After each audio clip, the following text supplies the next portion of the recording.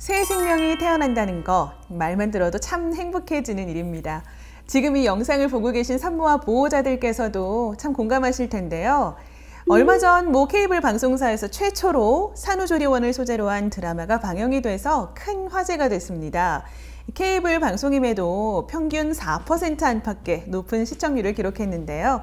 그만큼 많은 공감과 관심을 이끌어냈다는 이야기입니다.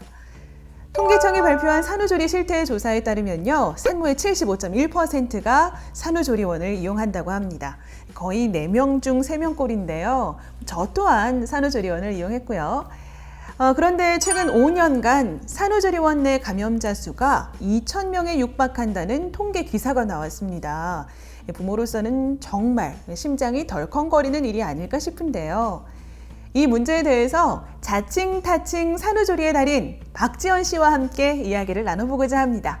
안녕하세요, 박지원 씨. 네, 안녕하세요. 네, 자칭은 아니고요, 타칭입니다. 네, 산후조리의 달인, 네, 6남매 아빠, 네, VS 박지원입니다. 네. 박지원 씨는 6아이 모두 출산 후에 산후조리원 이용하셨나요? 다 이용하진 않았고요. 딱 2아이 빼고 4아이 이용했습니다. 뭐 거의 한 3번째부터는 그 산후조리원이 뭐 제 집처럼 느껴지더라고요. 네. 뭐 그러다 보니 이게 산후조리원 내 감염 문제가 사실 저에게는 남일 같지가 않죠. 네. 네. 저희 부부도 이렇게 산후조리를 선택할 때 이 감염이나 위생을 제일 중요하게 생각을 했습니다. 왜냐하면 아이하고의 그 행복해지기 위한 첫 발걸음을 떼는 거기 때문에 조심스러울 수밖에 없었죠. 네, 맞습니다.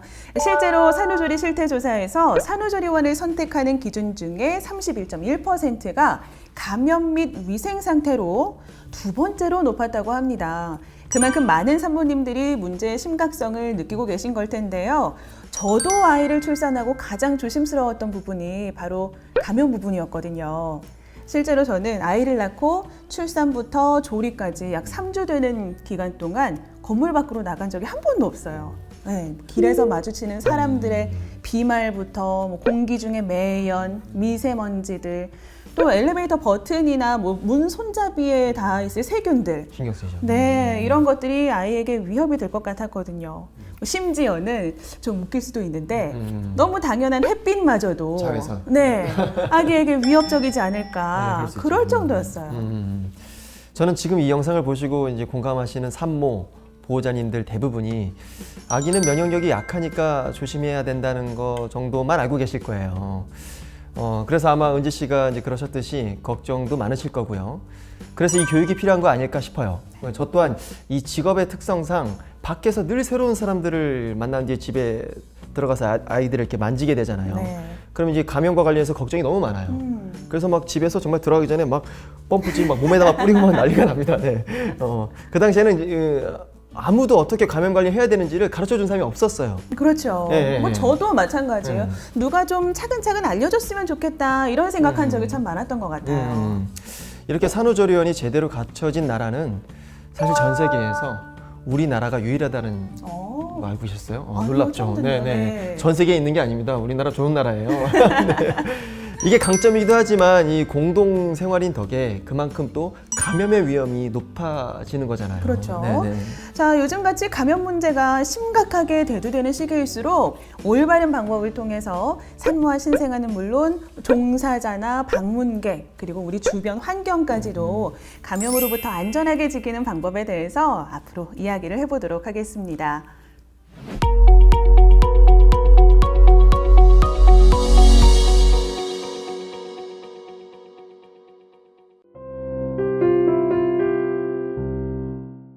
(2020년에) 발생했던 코로나 바이러스 발생을 통해서 가장 중요시되는 게 무엇일까요, 지원 씨? 이게 전 국민에게 교육이 된 거죠. 바로 손위생이죠. 네. 뭐 감염 예방에 손 씻기만한 게 없다는 것을 우리가 다 알게 된 거죠. 그렇죠. 맞습니다. 사람의 손은 각종 세균에 가장 많이 노출이 되는 부위인데요. 세균은 손에서 끊임없이 증식을 하기 때문에 손 위생은 감염 전파를 차단하는 가장 효율적인 방법이자 각종 질병으로부터 나의 건강은 물론이고 타인의 건강까지 보호할 수 있는 가장 쉽고 간단한 방법입니다. 저는 처음에 산후조리원 출입 시나 아이를 만지기 전에 주로 손 위생을 꼭 실시하긴 했었거든요. 네. 손님들이 방문할 때도 마찬가지였고요. 그런데 아이들 그 여럿을 또 키우다 보니까 손위생이 필요한 시점이 그뿐만 아니라 너무나 많더라는 거죠. 맞아요. 네, 굉장히 많습니다. 뭐 아무래도 산모들 같은 경우에는 아이를 직접적으로 만질 때뿐만이 아니라 수유를 준비할 때부터 손위생 당연히 필요하고요. 맞습니다. 네. 아기 배꼽 소독 전후 네. 그리고 기저귀 갈기 전후에도 손위생이 꼭 필요하겠죠. 정리를 해보자면 이렇게 되겠네요. 출산과 모유 수유는 어쩔 수 없지만 그 이후는 부부 공동의 몫이기 때문에 이건 아빠들도 꼭 기억을 해야겠어요. 네. 그리고 제 경험상 보호자들과 방문객들이 간과하고 있는 것들 중에 하나가 아이의 면역력은 다 아는데 산모의 면역력이에요. 맞습니다. 네네. 산모 또한 출산 직후에는 면역력이 약해진 상태이기 때문에 네. 이 산모와 접촉할 때도 꼭 매번 손위생을 신경 써야 된다는 겁니다. 그렇죠. 손위생이 필요한 상황에 대해서 제가 조금 더 자세히 말씀을 드리자면 첫 번째, 손에 혈액이나 체액이 묻었거나 눈에 보이는 오염이 있는 경우, 화장실을 이용한 경우에는요, 물과 비누로 손을 반드시 씻어 주셔야 하고요. 두 번째, 눈에 보이는 오염이 없더라도 손 소독제를 이용해서 손 위생을 시행을 하고요. 만약 눈에 보이는 오염은 없지만 체액이나 분비물이 묻었을 것이라고 의심되는 상황에서는 역시 물과 비누로 꼭 손을 씻어 주셔야 합니다. 네, 그리고 제가 산후조리를 6번이나 했지 않습니까? 네, 그 입장에서 한 말씀만 더 드리자면 산모의 식사를 준비하는 그 전후, 네, 그리고 세탁물을 또 운반하는 그 전후, 네. 네, 보관하기 전후, 그러니까 식사와 세탁물 전후에도 굉장히 중요하다는 거예요. 네. 그렇죠. 또 있을까요? 화장실은 뭐 당연히 다들 뭐 알고 계시겠지만 일상생활에서 무심코 지나쳤던 재채기, 코풀기 등 이 모두 손 위생이 필요한 상황에 포함이 된다는 거 꼭 잊지 않으셨으면 좋겠습니다. 네. 그런데 사실 이런 이야기를 하면 너무 유난 떤다고 너무 뭐 예민하게 구는 거 아니냐고 그렇게 말하는 사람들이 많아요. 맞아요. 특히 예전 어르신들 같은 경우에는 우리 때는 흙도 퍼먹었어. 애들 너무 깔끔하게 키워도 안 된다. 이런 말씀들 흔히들 하시는데 글쎄요. 그 시절과 지금의 환경 자체가 천지 차이잖아요. 조심해서 나쁠 게 없는 거죠. 맞아요. 네, 뭐 저 때만 해도 그 감염 예방이라고 하면 주먹구구식으로 주변에서 누가 아이한테 뽀뽀하는 거 아니야. 뽀뽀하면 뭐 충치균이 없는데 맞아요. 그 정도였거든요. 그러면 믿는 사람들도 있고 뭐 그냥 뜬 소문이라고 치부하는 사람들도 있으면서 그 정도는 지켰던 것 같아요. 네. 근데 이제는 과학적으로 이런 사실들이 하나 둘씩 증명이 되고 네. 막 뭐 이렇게 여러 동영상 이런 걸로 증명이 되니까 사람들이 이제서야 좀 인정을 하는 거예요. 역시 사람들은 우리들의 말보다는 그런 영상의 어떤 전문가들의 말을 믿는 그런 경향이 있어요. 맞습니다. 손 위생에 대해서도 과학적으로 설명을 해준다면 보시는 분들이 좀 더 저희의 말에 신뢰성을 가질 것 같아요. 그렇겠죠. 그래서 준비한 영상이 있습니다. 함께 보시죠. 균의 전파 과정은 총 5단계의 과정을 거칩니다. 그 시작은 우리의 피부 또는 주변 환경에 존재하는 균 자체인데요. 개인 위생을 실천하지 않은 상태에서 다른 사람과 직간접적으로 접촉을 하게 되면 이게 바로 2단계 전파입니다. 다음 3단계는 증식 단계인데요. 접촉 이후 손 위생을 하지 않을 경우 미생물은 손에서 2에서 60분간 생존할 수 있으며 점차 증식하게 됩니다. 4단계는 오염 상태 유지입니다. 손을 씻는다고 하지만 올바른 방법을 따르지 않아 손의 오염이 그대로 남아있는 상태입니다. 마지막 5단계는 손을 통한 교차 전파입니다. 의료진에서 산모로, 산모에서 신생아로, 신생아에서 신생아간으로 계속된 교차 전파와 감염이 이뤄지게 됩니다. 자, 이 손 하나로 우리 모두의 건강이 좌우될 수 있다는 건데요. 이렇게 전파 과정을 눈으로 보고 나니까 정말 두렵네요. 네, 약간 두려운 기분이 있어요. 저도 그런데요, 실제로 손 위생을 통해서 모든 세균을 제거할 수는 없지만은 세균의 숫자를 감소시켜서 감염성 질환의 60% 정도는 예방할 수 있다고 합니다. 물론 올바른 방법으로 손을 씻었을 때 확률이라는 점 잊지 마시고요. 저 갑자기 촬영하다 말고 빨리 가서 손 씻고 싶어요. 저만 그런 생각한 거 아니었죠? 마찬가지예요. 지금 영상 보고 계신 산모분들, 보호자 여러분들도 비슷한 생각하실 것 같은데요. 아마 지금 다 씻고 있겠죠. 막 다들 화장실로 뛰어가서. 이미 가셔서? 그렇죠. 그럴까봐 제가 어서 빨리 좀 올바른 손 위생 방법에 대해서 말씀을 드리려고 합니다. 자, 지금 보고 계신 화면처럼 먼저 눈에 보이는 오염물질이 있을 경우에는 물과 비누를 이용을 해서 40초에서 60초 이상 꼼꼼히 세척을 해주시고요. 눈에 보이는 오염물질이 없는 경우에는 알코올 소독제를 이용해서 20초에서 30초 이상 충분히 손을 세척해 주셔야 합니다. 네, 물과 비누는 60초, 알코올 소독제는 30초라고 기억하시면 편하실 것 같아요. 네. 네, 물과 비누로 손을 씻을 때에는 거품을 충분히 내서 손의 모든 면에 비누가 접촉을 할 수 있도록 해주시고요. 흐르는 물에 헹궈야 합니다. 그리고 종이 수건으로 손을 완전히 말리고 나면 수동 수도꼭지의 경우에는 사용한 종이 수건으로 수도꼭지를 잠가야 재오염을 방지를 할 수가 있습니다. 네. 아, 그리고 제가 한 가지 팁을 드리자면 뜨거운 물에 손을 씻어야 살균 효과도 있고 좋다는 걸 다들 아시잖아요. 네. 그런데 오히려 미지근한 물이 더 좋다고 합니다. 그래요? 네, 실제로 살균 효과를 내려면 100도씨 이상의 끓는 물이 아니고서야 사실상 힘들답니다. 네. 손 씻기가 제대로 되지 않았을 때는 오히려 세균 번식에 좋은 따뜻하고 습한 환경을 만들어주기 때문에 찬물도 뜨거운 물도 아닌 미지근한 물을 사용해 주시기를 추천드립니다. 네, 정말 유용한 팁이네요. 이번에는 손 소독제를 이용한 손 위생 방법에 대해서 말씀드리겠습니다. 먼저 손 소독제를 충분히 짜고요. 같이 한번 따라해 보시죠. 네, 그럴까요? 네, 첫 번째 단계입니다. 짜서 문지릅니다. 네, 그리고 손등과 손바닥. 네, 그리고 3단계 마주쳐서 손깍지. 네, 그리고 4단계 마주 잡고 비벼줍니다. 네, 네. 그리고 5단계 엄지손톱을 돌려줍니다. 오. 그리고 6단계 손톱 끝을 손바닥에 비벼줍니다. 네. 네. 와. 네, 이렇게 6단계 꼭 잊지 마시기 바랍니다. 네, 네. 이렇게 따라해보니까 굉장히 꼼꼼하네요. 정말 놓치는 부분 없이 잘 씻게 되는데요. 지금은 저희가 손 소독제를 이용한 방법을 보여드렸는데 손 소독제도 마찬가지로 손의 모든 표면을 다 덮을 수 있도록 보셨듯이 충분한 양을 사용해 주시고요. 일반적으로는 한 펌프 정도 사용하지만 사용법 읽어보시고 제조사의 권장량을 따르시는 게 좋겠습니다. 네, 그리고 또 한 가지를 말씀드리자면 저는 손톱 관리 정말 열심히 하시라고 말씀을 드리고 싶어요. 너무 당연해서 놓치기 쉬운 부분인데요. 아기는 빨기 욕구가 굉장히 강하기 때문에 아시겠지만 손에 잡히는 건 뭐든 입으로 네. 가져갔거든요. 그래서 제가 손 위생에서 가장 신경 쓰는 부분 중 하나도 바로 손톱 관리입니다. 이 손톱이 길면 세척이 덜 되는 부분이 있을 수 있잖아요. 요즘 많이 이용하시는 인조 손톱 같은 경우에도 물론이고 손에 끼는 장신구도 최소화하시는 게 좋습니다. 착용을 하시더라도 손 위생 시에는 꼭 탈착을 해주셔야 합니다. 제가 육아를 해보니까 손 위생만큼 중요한 게 하나 더 있습니다. 네.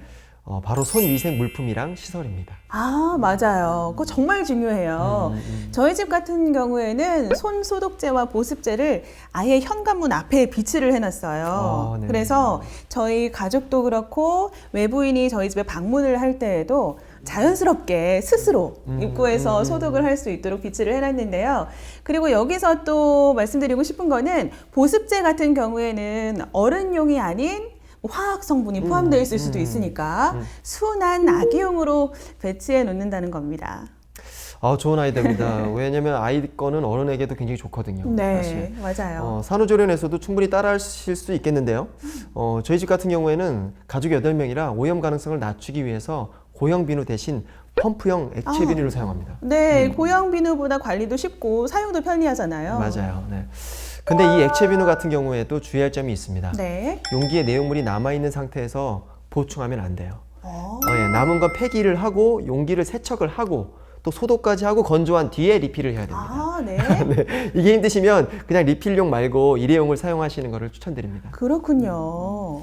그리고 세면대도 매일 세제를 이용해서 깨끗하게 세척해 주는 게 좋습니다. 힘들겠지만 네. 사용하지 않을 때는 물기가 없이 마른 색대로 꼭 닦아주고 말리는 게 좋습니다. 와, 역시 뭐 육아 다리는 다른 것 같습니다. 세면대 물기 정리까지 이야기를 해주셨는데 역시 다둥이 아빠답게 사소한 것까지 놓치지 않으시네요. 네, 이렇게 손 위생에 대해서 이야기를 나눠봤는데요. 감염 예방의 시작인 손 위생 꼭 실천해 주시기 바랍니다.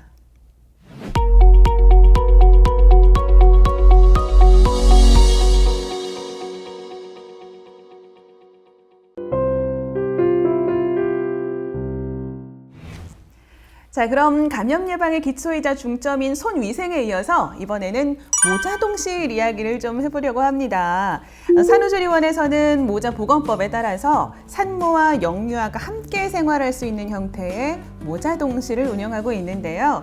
산후조리원에서는 원칙적으로 입소 전 임산부에게 모자 동실 운영을 알리고 24시간 함께하는 완전 모자 동실을 권장을 하고는 있지만 불가능하다면 최대한 모자 동실을 운영하는 형태를 띠고 있습니다.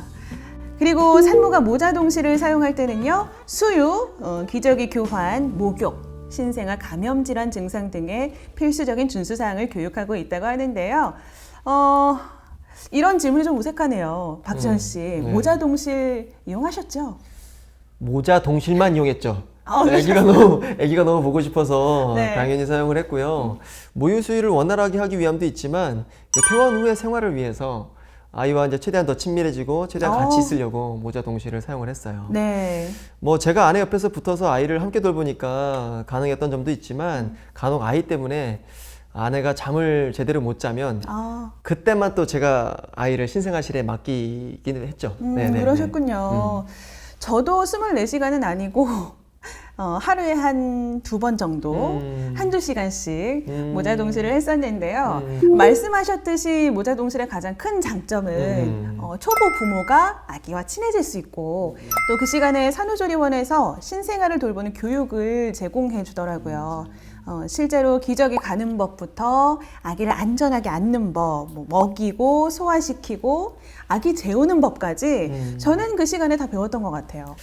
그 초보 부모들에게는 아주 유용한 시간이죠. 네. 실제로 산모가 신생아 돌봄에 익숙해질 때까지 교육도 제공을 하고 건강관리에다가 인력도 보조를 해주니까 네. 초보 부모들한테는 신생아와 함께 있을 수 있는 아주 좋은 시간인 겁니다. 네. 그렇죠. 그리고 신생아에게 나타날 수 있는 감염병 의심 증상도 다 알려주기 때문에 네. 증상 발현 시에 즉시 알리기만 하면 되고요. 감염 문제에서도 모자 동실은 신생아와 신생아 간의 점염 확률이 적어지잖아요. 그렇죠.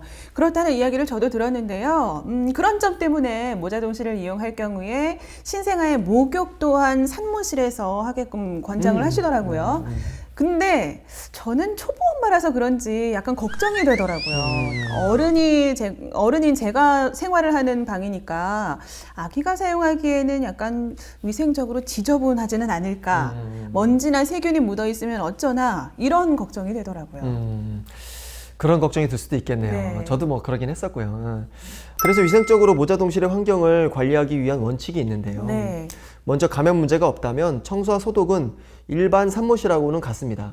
하지만 모자 동실에서는 냉장고 특히 음식과 분유, 모유를 함께 보관하지 않아야 됩니다. 네. 그리고 신생아 용품은 먼지나 물기가 없는 곳에 따로 보관을 해야 되고요. 분유나 유축 모유 수유 후 젖병은 바로 세척 및 소독할 수 있도록 해야 됩니다. 그렇군요. 아기와 함께 사용하는 공간인 만큼 주변 환경에도 더 주의를 기울여야겠어요. 자, 이제 초보 부모에게 가장 간절한 시간이 아닐까 싶은데요. 신생아 돌봄 방법에 대해서 알아보도록 하겠습니다. 박지원 씨는 뭐 거의 이 분야의 달인이 아닐까 싶은데요. 이게 참 제 입으로 말하기가 너무 그렇습니다. 타칭이에요. 타칭 산후조리의 달인인 건데 저는 늘 6아이 낳을 그 모든 시간 동안 아내 옆에 있었기 때문에 사실 뭐 달인이라기보다는 그만큼 많이 느껴지고 알 수밖에 없는 거죠. 네. 아내가 직접 해야 되는 모유 수유 말고는 거의 다 제가 했어요.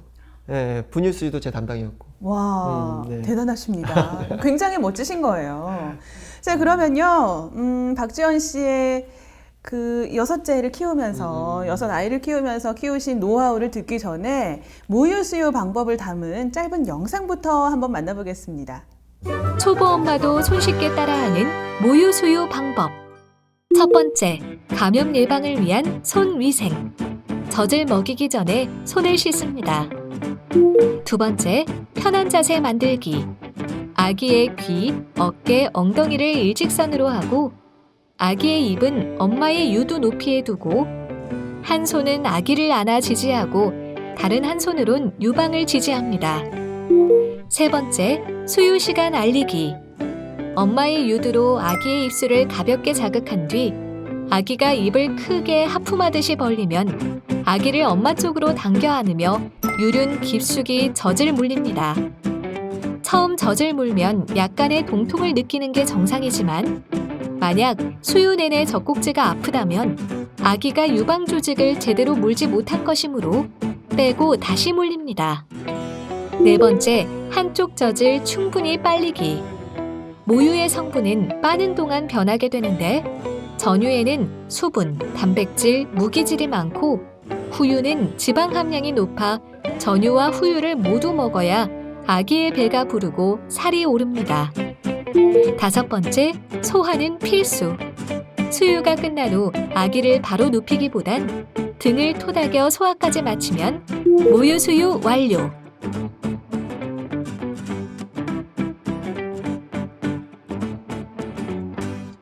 네, 방금 보신 영상처럼 모유 수유를 하시면 되고요. 적당한 횟수는 하루 7번에서 8번 정도입니다. 분유 수유 같은 경우도 자세는 비슷하기 때문에 저는 분유를 타는 방법에 대해서 말씀을 드리고 싶어요. 네, 분유를 타실 때 정수기 물을 그냥 사용하시는 분들이 많이 계십니다. 네. 특히 요즘에는 그 정수기 기능 중에 온도를 맞춰서 나오는 기능들이 있어서 맞아요. 네. 그거 안 되는 겁니다. 100도씨까지 끓였다가 식혀서 사용해야 되는 게 원칙이고요. 네. 온도는 미지근하게 유지를 해야 되고요. 먹다 남은 분유나 모유는 무조건 버리셔야 됩니다. 맞습니다. 네, 입을 안 대도 여름철에는 30분, 겨울철에는 1시간을 절대 넘기면 안 돼요. 꼭 버리셔야 됩니다. 네, 다음은 기저귀 가는 법을 알아볼 텐데요. 수유 이후에는 기저귀 가는 거 거의 직결돼 있다고 볼 수 있잖아요. 아, 그렇죠. 저는 기저귀를 너무 많이 갈다 보니까 나중에는 이 시간이 데이트하는 시간처럼 느껴지더라고요. 네. 그리고 변도 예뻐 보이고 뭐 항상 그런 건 아니지만 네. 네. 너무 아름답다는 그런 착각이 들 정도로 신비롭다고 할까요? 네, 기저귀를 열 때 약간 기대가 되는 그런 심리. 맞아요, 약간 맞아요. 이해가 네. 됩니다. 여섯 아이의 기저귀를 전담하셨다니까 뭐 이해가 됩니다. 자, 그러면요. 초보 부모님들을 위한 기저귀 가는 방법을 박지현 씨께서 직접 보여주신다고요? 네, 제가 한번 직접 간편하게 보여드리도록 하겠습니다. 네, 제가 신생아를 기준으로 말씀을 드릴게요. 네. 신생아는 다들 아시겠지만 이제 조심하는 게 제일 중요하죠. 그럼요. 네. 속삭이를 좀 벗길게요. 속삭이를 먼저 풀도록 하겠습니다. 진짜 사람이라고 생각하고 제가 살살 다룰게요. 이렇게 하고 저도 긴장이 되네요. 요거는 이제 가짜 기저귀죠. 네. 기저귀를 이렇게 열어보시고 이제 확인을 하시는데요. 보시면 이제 소변이나 대변이 묻어 있다. 그러면 살짝 이렇게 요 깨끗한 부분으로, 기저귀의 깨끗한 면으로 끝부분이 깨끗하거든요. 살짝 닦아서 안으로 넣어줍니다. 이렇게. 그럼 아이를 내려놔도 여기에 이제 속삭이에 묻지 않겠죠. 그리고 이제 준비된 기저귀하고 물티슈가 이렇게 있으면 먼저 물티슈를 여서서 닦아주는데 여기가 제일 중요합니다. 남자아이는 편하게 닦으셔도 돼요. 그냥 아래에서 위로 편하게 닦으셔도 되는데 여자아이는 절대 아래에서 위로 닦으면 안 됩니다. 자칫하면 이물질이 들어갈 수가 있어요. 네, 감염의 위험이 있는 거죠. 네, 그래서 약간 아래로 조심해서 닦아주고요. 이렇게 쓸리게 닦지 마시고 이렇게 살짝 지그시 눌러서 톡톡톡. 네, 눌러서 닦아주시고 살살. 그리고 제일 중요한 거, 아이의 다리를 들을 때는 꼭 한 손으로 두 다리를 같이 잡아야 돼요. 이 발목을 같이 잡아야 됩니다. 이렇게 네. 가볍게 잡아서 너무 높게 들지 마시고 살짝 드셔서 밑에까지 변이 묻었으면 잘 다 닦아주시고, 그러고 나서 이제 요즘 액상으로 된 파우더 많죠. 네, 파우더 발라주시고 네. 다 닦았으니까 이제 원래 있던 기저귀는 뺍니다. 빼고 이제 새로운 기저귀가 들어갑니다. 네. 근데 새로기 온 기저귀에서 제일 어려운 거, 어디가 앞인지 모르는 거. 저도 헷갈렸어요. 간단합니다. 쫀쫀이가 아래예요. 네, 쫀쫀이가 아래입니다. 쫀쫀이 아래에 이제 깊숙이 넣어 주실 건데 당연히 두 발목 한 손으로 가볍게 잡아주시고 살짝 들어서 깊숙이 넣어 주십니다. 네. 그리고 이제 다리 얘가 이제 내려야 되는데 인형이니까 얘가 지금 안 내리잖아요. 다리가 내려가고, 그리고 이제 이렇게 채워서 올리는데 여기서 이제 중요한 포인트가 배꼽이 떨어진 아이들은 그냥 편하게 채우시면 돼요. 네. 근데 배꼽이 안 떨어진 아이들은 통풍을 위해서 배꼽이 밖으로 나와야 돼요. 그렇죠. 네. 그래서 두 가지 방법이 있습니다. 그냥 앞을 먼저 접어서 배꼽이 보이게 해주고 채우셔도 채우는 되고요. 방법. 그리고 요즘에는 이런 기저귀 많습니다. 이렇게 위에 유격이 있는 기저귀가 많거든요. 그냥 채우신 다음에 위에를 접으셔도 돼요. 네. 지금은 이렇게 해서 꼼꼼하시네요. 가볍게 접으셔야 돼요. 가볍게. 이거 세게 채우면 애기가 답답해요. 네. 그래서 이렇게 접어서 배꼽 보이게 해주시고, 배꼽이 아직 안 떨어졌으니까. 그리고 마지막으로 이제 꿀팁. 요 끝에 요거 있죠. 손가락 넣어서 요 고무줄 밖으로 이렇게 당겨주세요. 아, 예, 요 작업 꼭 해주셔야 덜 셉니다. 왜냐면 아이가 움직이면서 좀 변할 수 있는데, 어쨌든 손가락 넣어서. 달인이시네요. 얘가 아무것도 안 하니까 힘드네.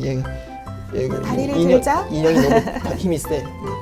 이렇게 네. 밖으로 빼주시고. 소변이 새는 걸 좀 방지를 할 수가 있죠. 네. 그리고 속삭여 다시. 한쪽 팔 먼저, 이 속삭이를 제가 설명해볼게요. 한쪽 팔 주고. 짠. 그리고 다 갈았다. 다 된 겁니다. 시작하시죠. 네, 아무래도 6남매 키우시다 보니까 뭐 기저귀 갈 때에도 생각나는 에피소드 꽤 많으실 것 같아요.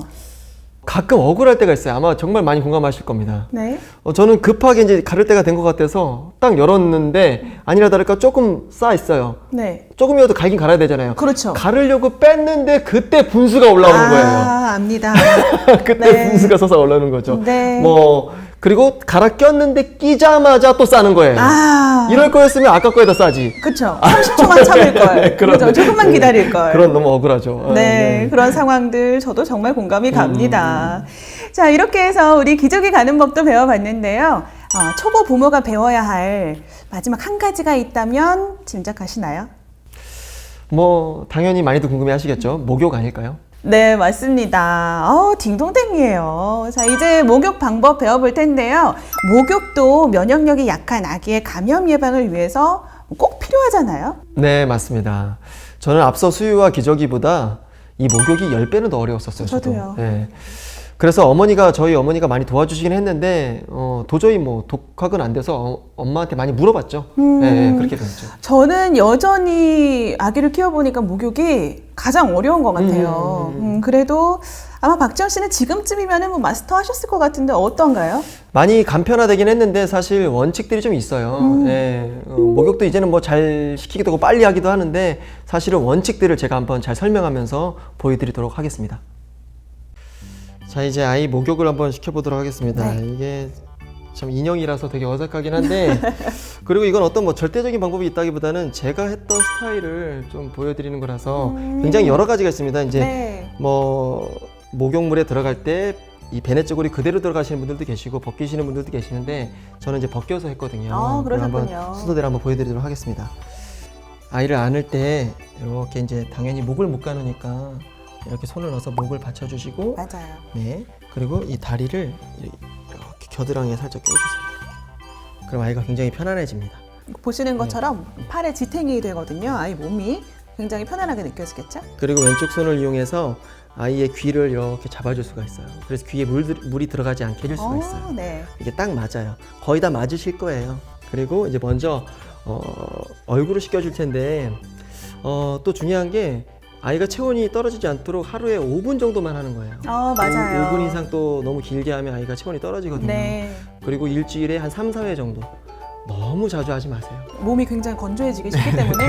그러니까 이틀에 한 번 정도라고 생각하시면 돼요. 네. 예, 그리고 물 온도는 37도, 38도 이 정도 괜찮습니다. 그렇습니다. 네, 이제 먼저 이제 얼굴부터 닦을 거예요. 근데 저는 거즈 이용하지 않았고, 이제 저의 사례를 이제 말씀드리는 거니까, 저는 이제 맨손으로 이렇게 물을 적셔서 미지근한 물을 이렇게 해서 얼굴 먼저 닦아줘요. 이렇게 얼굴을 이렇게 닦아줍니다. 네. 눈곱도 떼주고요. 닦아주죠. 귀는 항상 이렇게 귀를 눌러서 잡아도 되고, 여기 안쪽에 있는 귓볼을 눌러도 되고, 그런 편한 대로 하시고 얼굴을 닦아줍니다. 다 닦았다. 그럼 얘가 이제 물을 만났다라는 걸 인지를 해요, 이 아이가. 맞아요. 그래서 이제 안정감을 주는 거예요. 계속 대화하면서. 그다음 이제 머리를 감깁니다. 샴푸를 짜요. 샴푸 조금만 짜셔도 되고요.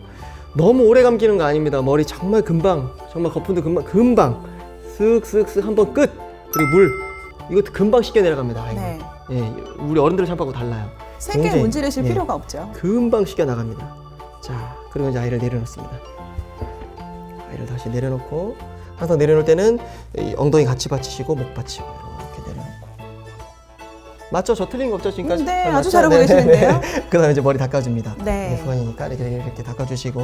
체온을 유지하기 위해서 머리를 감고 나서 먼저 머리를 말려줍니다. 그렇죠. 다 닦아줬어요. 다 말랐어요.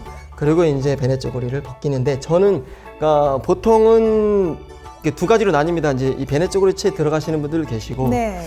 저는 조금 뭐랄까 이게 더 편했어요. 네, 더 편해서 그리고 아이가 싫어하지 않았어요.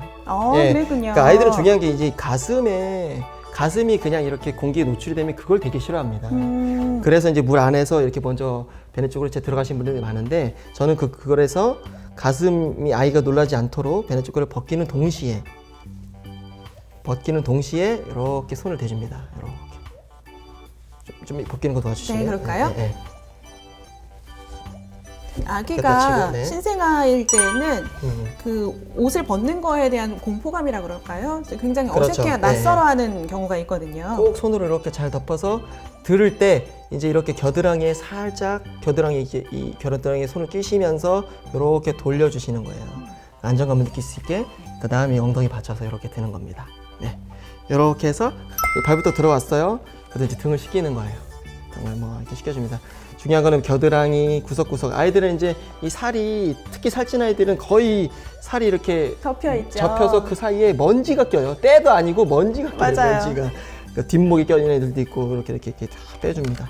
다 빼주고 또 짜서 한 번 정도 짜서 이렇게 문질러주고. 왜냐면 요즘에는 거의 다 샴푸하고 이거 뱃사하고 같이 쓰는 물품들이 맞아요. 많거든요. 네. 이렇게 닦아주시고 다 헹궜어요.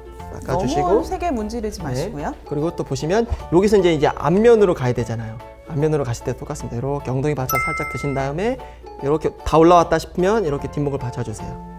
네. 그리고 또 이렇게 똑같이 이렇게 뒷목을 받친 상태에서 얘도 이제 그때부터 적응을 했기 때문에 이제 이렇게 또 씻어줍니다. 씻어주고 뭐 필요하면 또 한 번쯤 또 짜서 이렇게 또 이렇게 해주고. 뭐든지 천천히 하는 게 중요하죠. 아이가 그렇죠. 놀라지 않도록. 네.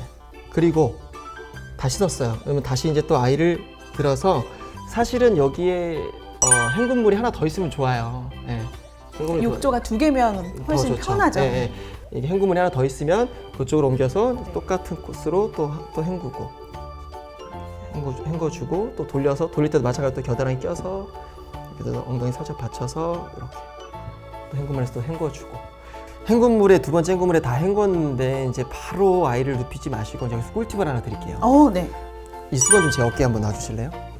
네네네. 네. 가디 수건 놓듯이. 네네. 이렇게. 처음부터 큰 수건을 이렇게 어깨에 걸친 상태로 시작하시면 좋아요. 네. 이거 안 내려오니까 계속 다 하신 다음에 이 아이가 가는 그 시간도 엄마한테 아빠한테 안정감을 느끼라고 이렇게 가슴이 올리는 거예요. 이렇게. 그러면 얘가 이건 당연히 몰랐네요. 좋아하고 그리고 수건으로도 이게 수건이 너무 작은데 아무튼 수건으로 이렇게 닦기도 좋고 네, 이렇게 닦으시면서 이렇게 덮어줄 수도 있겠다, 네, 그죠? 네, 이렇게 닦으시면서 그러면서 이렇게 눕혀주면 아주 좋죠. 이거 수건 어깨 걸치는 거 꿀팁입니다. 체온도 닦아주시고. 유지할 수 있겠네요. 그렇죠. 그러면서 뭐 주의할 것은 아이 앞으로 이렇게 안았을 때 제일 제가 중요하게 생각하는 거는 이렇게 해서 엉덩이 받치고 오른손을 꼭 겨드랑이에 껴서 얘가 안정감을 느끼게 해줘야 된다는 거. 네. 이거 제일 중요하고요. 그리고 뭐 물 2개 떠놓으면 좋다는 거. 네. 비눗물이 생각보다 굉장히 미끄럽기 때문에 맞아요. 네. 혹시라도 안전사고가 발생할 수 있으니까 그 부분도 주의해 주셔야겠죠? 네.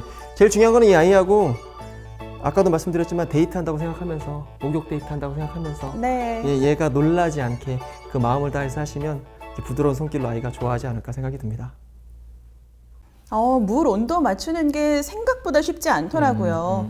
뭐 팔 안쪽에 여린 살로 맞춘다 이런 이야기도 있는데 사실 신생아 때는 가장 정확하기도 하고 안전하게 온도계 쓰시는 게 좋겠죠. 그리고 요즘에는 온도계 다 있잖아요. 네, 그렇죠. 그러니까 온도계 당연히 쓰는 게 좋고요.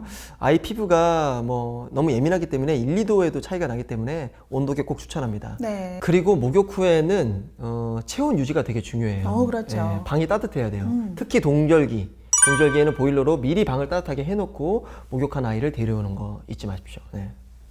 네, 이렇게 박지원 씨의 도움으로 소중한 우리 아기를 위해서 부모가 꼭 알아야 할 3가지를 배워봤습니다.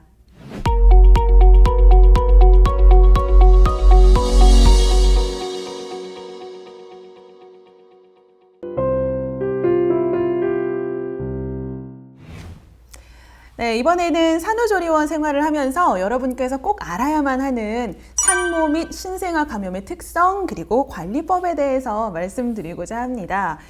자, 산후조리원에서는요, 신생아를 공동으로 돌보기 때문에 잠재 감염 또는 감염원의 진락화 상태의 신생아가 산후조리원에 입시를 할 경우에 신생아실 내 유행 발생의 가능성이 굉장히 커지게 되거든요.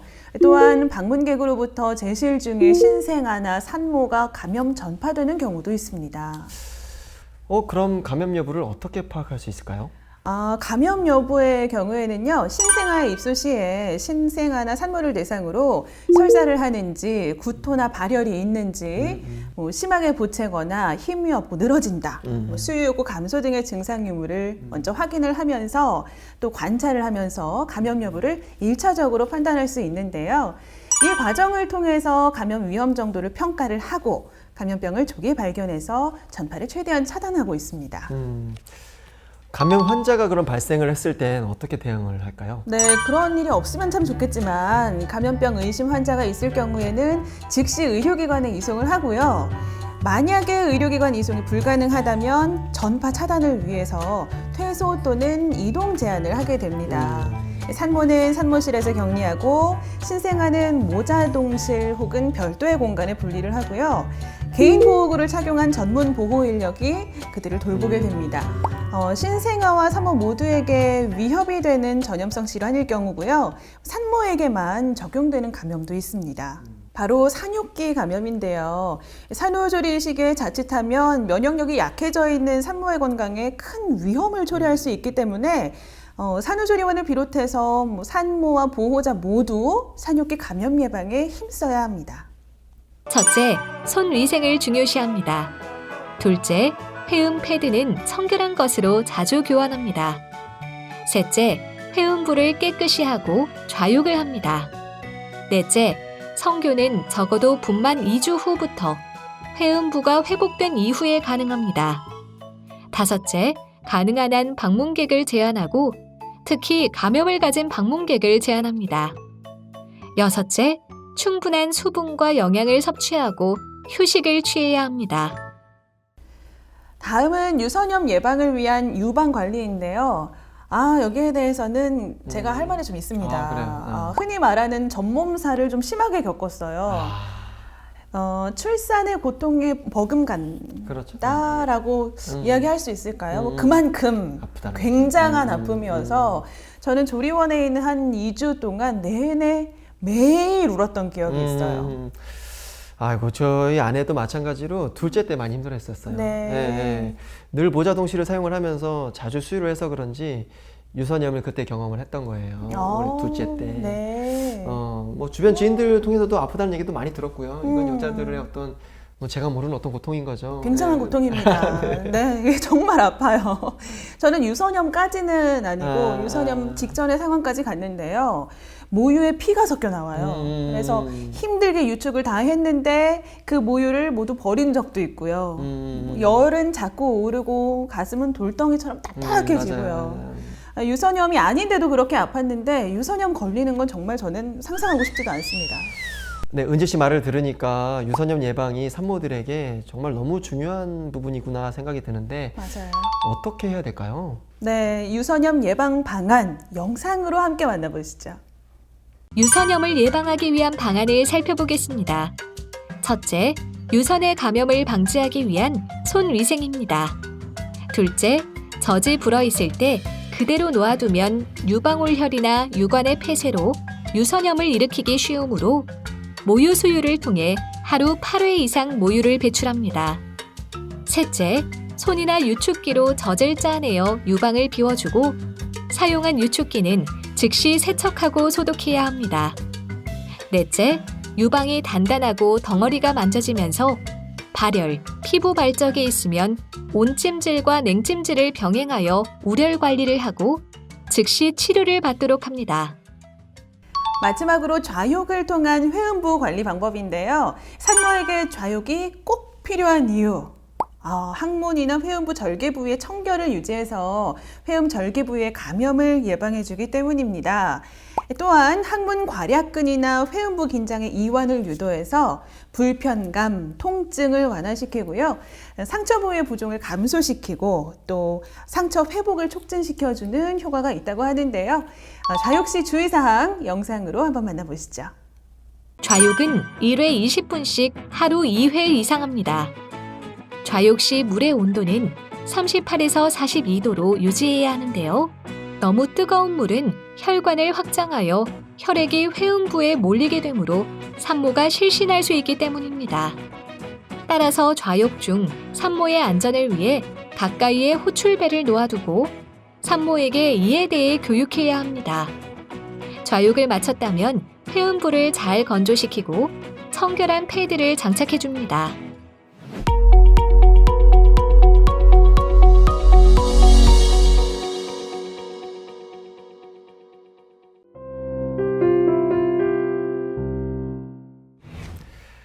이렇게 보니까 정말 제 아내가 대단하다는 생각이 드네요. 맞아요. 대단하십니다. 물론 저도 6남매 낳는 동안 옆에서 임신과 출산을 함께 겪기는 했지만 정말 엄마들 대단합니다. 네, 맞아요. 위대하다는 생각이 듭니다. 은지 씨도 정말 대단하세요. 네, 정말. 감사합니다. 지연 씨가 정말 멋지신 것 같아요. 오늘 뵈니까 더 대단하시네요. 네, 이렇게 부부가 모든 정성과 노력을 다해서 아기를 출산하고 또 질병으로부터 지켜내더라도 한순간에 예기치 못한 안전사고가 생길 수가 있잖아요. 맞아요. 아이를 돌볼 때는 정말 한순간도 방심하면 안 된다고들 하잖아요. 네. 제가 겪어보니 안전사고 예방을 위한 교육도 꼭 필요한 것 같아요. 네, 그래서 신생아 안전사고 예방수칙을 가져와 봤는데요. 가장 먼저 말씀드리고 싶은 건 산모와 아기가 같은 침대를 사용하면 안 된다는 점입니다. 맞아요. 우리 초보 엄마 아빠들에겐 참 힘든 일일 수도 있는데요. 네. 아기가 엄마 품을 찾으면서 울기도 하고 너무 예뻐서 함께 있고 싶은 마음은 이해는 하는데 산모의 이불이 아기를 덮어서 질식하거나 네. 또 아빠가 덮어버릴 수가 있어요. 아이를. 굉장히 위험합니다. 그렇죠. 같은 침대를 사용하는 거 정말 주의해야 됩니다. 네. 다음으로는 신생아 사고의 큰 비중을 차지하기도 하고 또 아주 위험한 사고입니다. 낙상 사고인데요. 먼저 절대 아기를 혼자 두면 안 되고요. 네. 특히 높은 곳에 혼자 두면 안 되고요. 아기 침대 안에 인형 등 다른 물건을 놓는 것도 사고를 유발할 수가 있습니다. 그리고 아기를 안을 때는 반드시 안전하게 양팔로 안고 전화나 리모컨 사용하는 거, 다른 일은 하지 않아야겠죠. 눈에 넣어도 안 아픈 아이잖아요. 맞아요. 네, 안전을 위해서 안전사고 예방은 너무나 필수인 것 같습니다. 혹시 모를 긴급 피난 상황 시 대처 방안도 기억해두면 좋을 것 같아요. 영상 함께 보시죠.